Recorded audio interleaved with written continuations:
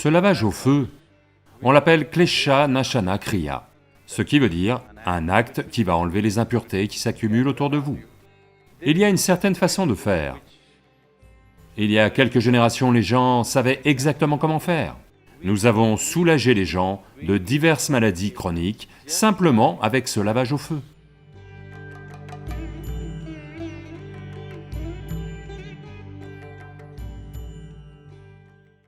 Généralement, dans nos maisons, ce drishti est une chose très importante.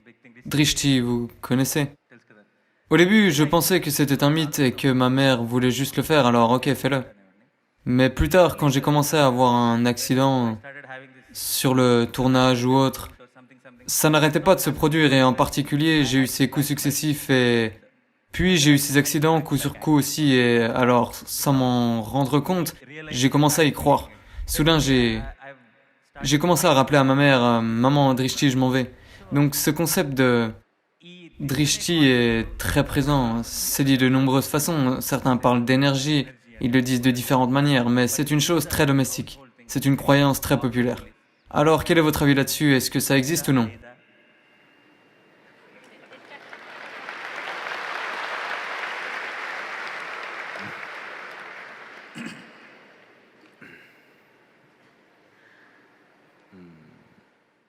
Tous les jours, vous prenez un bain? Non, je demande parce qu'à Chennai, ils prennent un bain une fois tous les 3 jours. Vous n'en êtes pas encore arrivé là, pas encore à Hussain Sagar.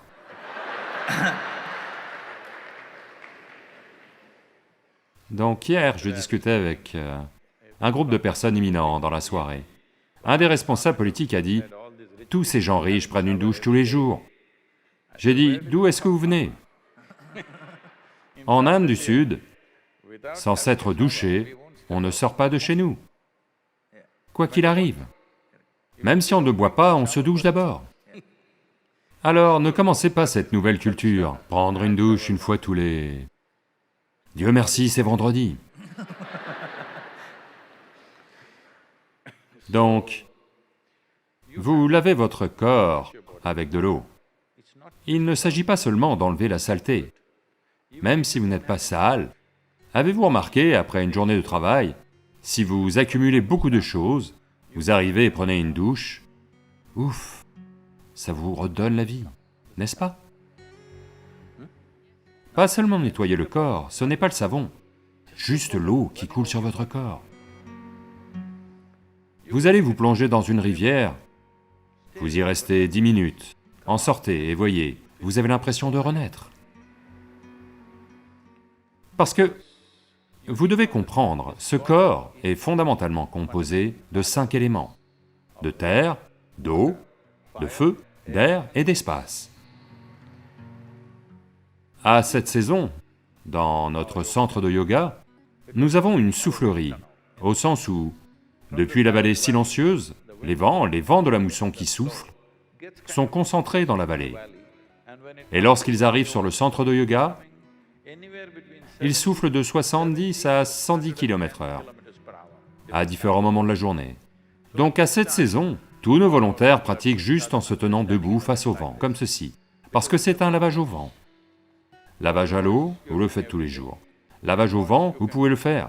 Les yogis s'enduisent toujours de terre, mais aujourd'hui c'est devenu un bain de boue au spa. D'accord? Donc il y a le bain de boue. De même, il y a le lavage au feu. Ce lavage au feu, on l'appelle Klesha Nashana Kriya, ce qui veut dire un acte qui va enlever les impuretés qui s'accumulent autour de vous. Parce que votre corps n'est pas seulement ici, votre corps ne s'arrête pas ici, il s'étend. Avez-vous remarqué? Les femmes y sont probablement plus sensibles que les hommes.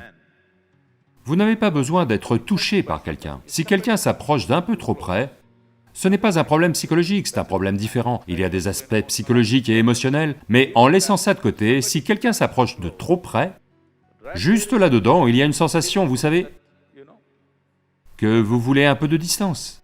Ils ne vous ont pas touché. Rien que ça cause un certain dérangement, n'est-ce pas? Parce que le corps ne s'arrête pas là. L'énergie est un peu au-delà. Combien au-delà dépend de l'exubérance de vos énergies vitales. Si vos énergies vitales sont véritablement exubérantes, vous pouvez en remplir cette salle. Autrement, c'est au moins un peu. Pour la plupart des êtres humains, ça peut se situer n'importe où, entre 7 et 22 cm à l'extérieur de leur corps. Donc au fur et à mesure que les impuretés s'accumulent sur votre corps, si vous conduisez un 2 roues, vous verrez, je rajeunis chaque fois que je conduis une moto. Parce que si je conduis 4 à 5 heures, à mon retour les gens disent « Sadhguru, votre barbe est devenue noire, complètement noire de carbone ». Donc, des matériaux s'accumulent sur votre corps. Vous les lavez. De même, vous accumulez d'autres types de matériaux sur votre système énergétique. Vous pouvez les laver à l'eau. Certaines impuretés vont partir comme ça. Si vous les lavez à l'air, certaines autres choses vont partir. Mais l'air n'est pas toujours disponible comme ça. Vous pouvez même constater ceci. Mais ces jours-ci, ces ventilateurs vont à une certaine vitesse. Mais si vous réglez les ventilateurs à la bonne vitesse, si simplement vous restez assis sous le ventilateur un certain temps, vous verrez, quelque chose en vous s'élève. Avez-vous remarqué cela? Un petit lavage à l'air. De même, il y a un lavage au feu, que vous appelez drishti. Est-ce que ça a forcément lieu à cause du regard des autres ou non? C'est une question discutable. Mais l'impact de la vie autour de vous, sur votre système énergétique, ça a lieu à coup sûr. Si vous avez un processus spirituel en vous, c'est-à-dire que vous faites un kriya ou des processus de méditation, alors vous n'avez pas besoin de tout cela. Parce que vous savez comment vous laver de l'intérieur. Si vous n'avez pas cela, ces choses deviennent pertinentes. Je dois vous dire ceci, il y a une certaine façon de faire. Il y a quelques générations, les gens savaient exactement comment faire. Mais aujourd'hui, je vois qu'ils brûlent juste quelque chose et font ceci, ceci, ceci. Si vous venez au centre de yoga, nous faisons ce Klesha Nashana Kriya de manière scientifique, comme il doit être fait. Nous avons soulagé des gens de diverses maladies chroniques simplement avec ce lavage au feu. Une surprise que nous avons eue récemment, c'est que nous avons constaté que de nombreux enfants atteints de TDAH, qui ont des difficultés d'apprentissage, dans les 6 à 8 semaines suivant ce lavage au feu, ils ont radicalement changé. Ça, on ne s'y attendait pas du tout. Donc, votre mère, consciemment ou inconsciemment, en vous lavant au feu, vous a peut-être donné une certaine capacité d'apprentissage. Je m'incline devant elle. Elle vous a lavé au feu.